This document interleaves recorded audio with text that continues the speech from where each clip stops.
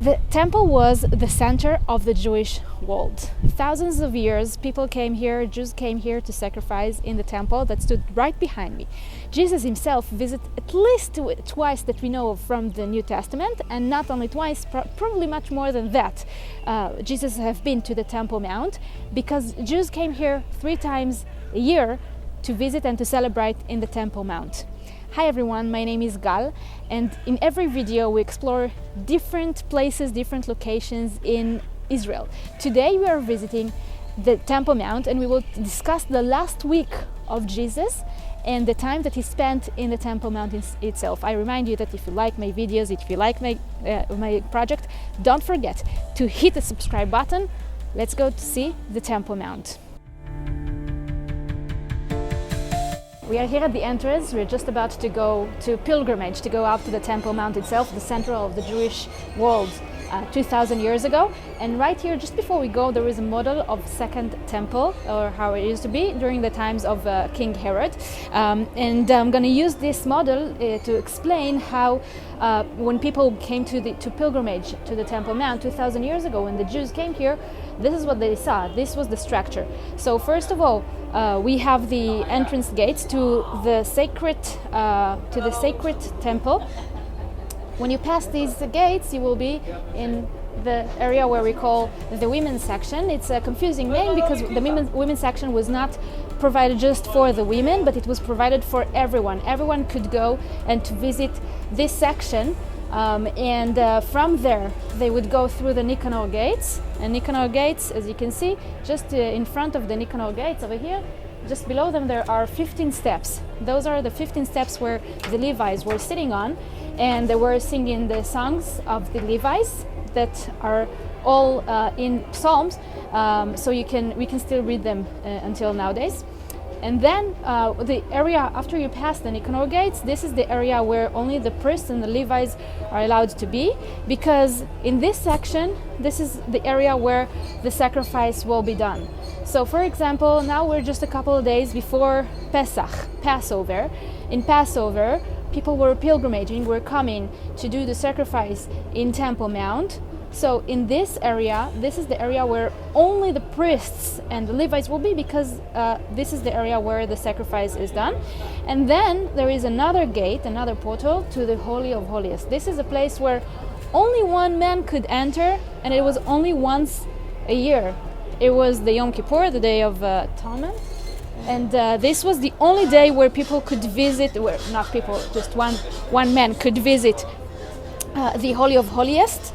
The rest of the year it will be closed, and in this day, this was the day that the high priest would go in, the Kohen Gadol would go in order to ask for forgiveness for all the sins of all the people, all the Israelis in the kingdom, and that would happen just once a year. We'll go back to that later on when we'll be on top of the Temple Mount, and we will discuss Jesus and the fact that he became a symbol, he became a temple himself.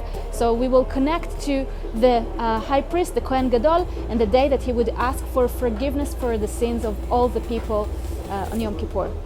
All right, so I think we're ready to go and to see Temple Mount itself. Let's go.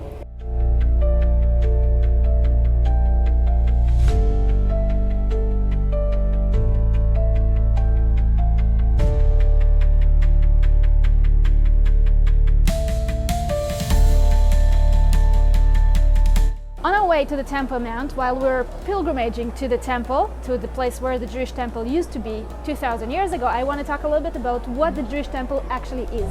So the first temple was built by King Solomon 3,000 years ago.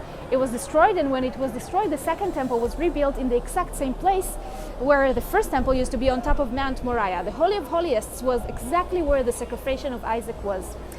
And the fact that the Jews had one temple in Jerusalem was very unique to the Jewish world. You couldn't see that in all the other cultures that lived in the area. They all had small temples where they could make sacrifice whenever they wanted to. But the Jews came 3 times a year. There were 3 holidays that there was a command to go and to be seen and to pray and to celebrate in the Temple Mount. We are now just a couple of days before Passover. We already mentioned that. And when the Jews came here, they got to see the people that are completely different than them. They could meet people who have different opinions, who came from different locations. And this is why the temple was a uniting place, was the place where you can meet the other, the place that will reunite you. Now I just want to point out that down here below us right now there is the Western Wall, where the Jews are praying nowadays, as you can see. So you can see all the people. This is Thursday, but as we said, just a couple of days before Passover, so people are coming here, women's section, men's section, praying in the temple, in the Western Wall. And if you want to learn more about the Western Wall, I highly recommend on watching my other tour at the Archaeological Garden, where I talk about the Western Wall, and I talk about the fact that the Western Wall itself was a supportive wall to the Temple Mount, as it is until nowadays. And I highly recommend on going to watch that one. This way you can learn more about the Western Wall. But now we're ready to go and see the Temple Mount in Jerusalem. Let's go.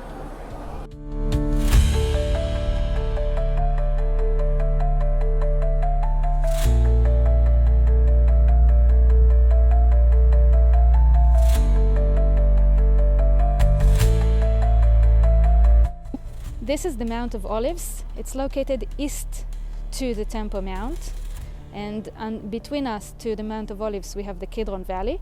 And right here you can see the steps on the Temple Mount. These steps are located where the 15 steps of the Levites were. Remember we said that the Levites were sitting and singing the 15 songs that appear in Psalms.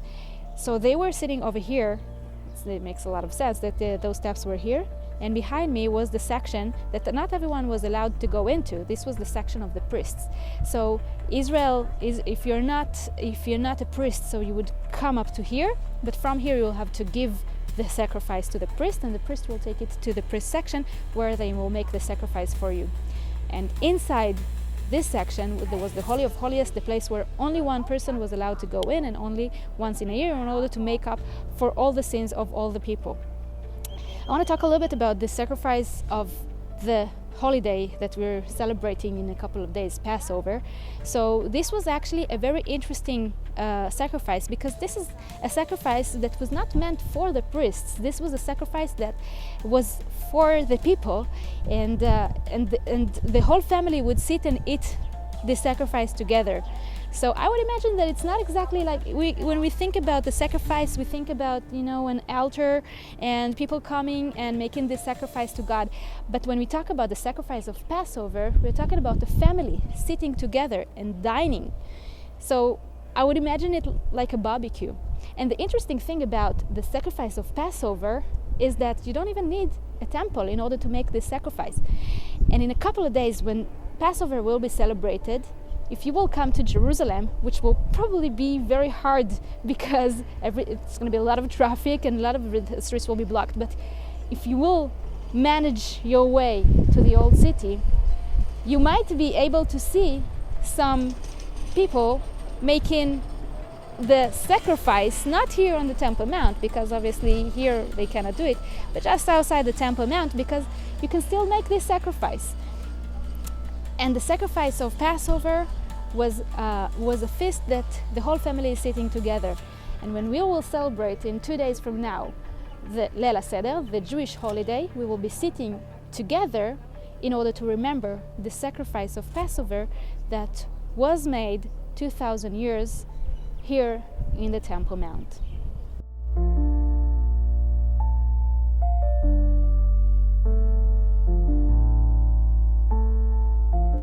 Last week to Jesus' life, he will spend here on top of the Temple Mount. He came here because it was Passover, it was a Jewish holiday, and he came here in order to celebrate. As we know, we said already that Jews are coming 3 times in a year. This was one of these holidays, Passover.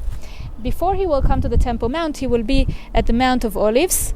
He will go to Gethsemane, and from here he will come to the Temple Mount. I'm assuming that he visited the Temple Mount many times in his life, because as we said, it was the center of the Jewish world.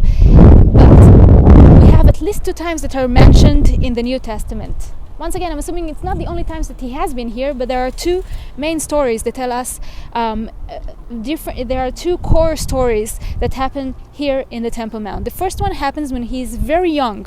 He's just a kid, and he comes with his mother, with Mary, to the Temple Mount. His mother Mary, she loses him. She doesn't find him all in a sudden, And just after a couple of days, she finds him here in the temple. And she asks him, "What are you doing?" And he said, "I'm at home." So he's very young at this point, but he already understands that he is the Son of God, which means that when he is here in Jerusalem, when he is here in the temple, so he is at home. And the second time that is mentioned in the New Testament, when, once again, probably there were many more, but the second time that is mentioned is the time when he came here in the last week to his life. And when he comes to the temple in the last week to his life, he needs to purify. There is a process of purification of the Temple Mount, because there are many sins that are happening on top of the Temple Mount. For example, he comes to the place where all the money exchangers were sitting, and he turns the tables upside down. So where did this happen? It could have been where in the southern side of the Temple Mount of nowadays, where today we have the mosque, Al-Aqsa Mosque. This is very probable that this was the place where he turns the tables upside down, because it's a very wide area. It was an area that was built by King Herod. It was covered with a lot of pillars, and it was we know that it's very probable that those money exchangers that were also selling the half a shekel coin, the donation coin, they were sitting there. So there he would turn the tables upside down, and he will have to purify the temple. And there is one more thing, one more sentence that Jesus himself actually says while he's here at the temple. He says, "The temple will be destroyed and I will rebuild in 3 days." And this sentence that is brought to us by Jesus is giving us a little hint, because Jesus becomes a prefiguration to the temple itself. So the temple is a physical building, but Jesus will become the temple himself, and he will become the place that is the salvation of all the people. He will become himself the place that will be destroyed. He will be crucified, but he will be rebuilt 3 days later, and that's the resurrection that happens 3 days after Jesus was crucified. Ladies and gentlemen, I hope you enjoyed this video. I hope you enjoyed this content about the last week of Jesus' life. And I remind you that if you like this video and you want to see more videos about Jerusalem and about Israel and about locations and about the lives of Jesus, you are more than welcome to hit the subscribe button. This way you will be notified every time there is a new video coming up, and you will be supporting me a little bit, and that's gonna help me to create more videos. So have a happy holiday, and we'll see you in the next video.